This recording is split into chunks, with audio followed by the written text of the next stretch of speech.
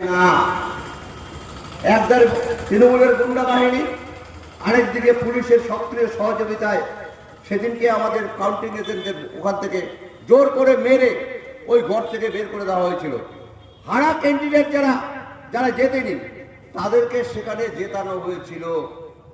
এই হচ্ছে পশ্চিমবঙ্গে মাননীয়ার নিজের ক্ষমতায় যে ভোট হয়, ওনার দায়িত্বে যে ভোট থাকে, একজন পোষ্যপুত্র পশ্চিমবঙ্গের ইলেকশন কমিশনার রাকেশ পান্ডেকে বসিয়ে উনি ওই পঞ্চায়েত ভোটটা করেছিলেন।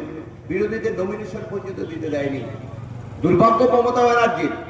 আজকে বাংলায় দাঁড়িয়ে 294টা বিধানসভায় উনি একই কাজ করতে পারতেন, বিরোধীদের নমিনেশন দিতে দেবে না, উনি এককভাবে জয়ী হতেন। সম্ভব হয়ে ওঠেনি ওনার দ্বারা, উনি পিছু হটে গেছেন।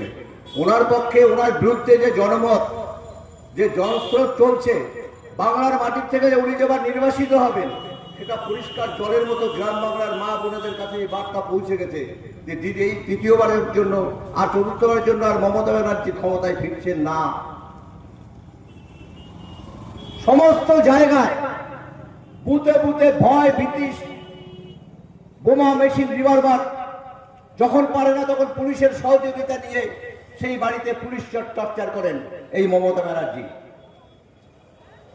বাংলার মানুষ আজকে প্রতিবাদে গর্জে উঠেছে, আমরাও প্রতিবাদে গর্জে উঠেছি। আমরা প্রতিবাদ চাই। আজকে মমতা ব্যানার্জিকে বাংলার থেকে ক্ষমতাচ্যুত না করতে পারলে বাংলার কোনো ভবিষ্যৎ নেই। 15 বছরের শাসনে বাংলাটাকে শ্মশান করে দিয়েছে, কিচ্ছু রাখেনি। শুধু ওনার দোষ দিলে তো হবে না। এই জায়গাটায় দাঁড়িয়ে দিল্লিতে বসে ওনার সাথে নরেন্দ্র দামোদর মোদীর সেটিং হয়েছে, একটাই সিটিং প্রোগ্রাম, কংগ্রেসকে শেষ করতে হবে ভারতবর্ষের মাটি থেকে, কংগ্রেসকে রাখা যাবে না। দিল্লিতে মোদী কংগ্রেস নিধনযজ্ঞ চালাচ্ছেন, আর বাংলায় দাঁড়িয়ে মমতা ব্যানার্জি কংগ্রেস নিধনযজ্ঞ চালাচ্ছেন। আর কারো প্রতি ওনার কোনো ক্ষোভ নেই। কংগ্রেস যেন বাংলায় মাথা তুলে না দাঁড়াতে পারে, আর মোদী দিল্লিতে যাতে কংগ্রেস মাথা তুলে না দাঁড়াতে পারে। কি করলেন মমতা ব্যানার্জি? যে জায়গাগুলোতে ওনার প্রত্যেকটা প্রার্থীর জামানত বাজেয়াপ্ত হবে, গোয়াতে কংগ্রেসকে হারাবার জন্য মমতা ব্যানার্জি মোদীর এজেন্ট হয়ে সেখানে প্রার্থী দিলেন। ত্রিপুরাতে একটা সিটও জিতবে না তৃণমূল কংগ্রেস, সেখানে কংগ্রেসকে হারাবার জন্য মমতা ব্যানার্জি টাকা খরচা করে সেখানে প্রার্থী দিলেন।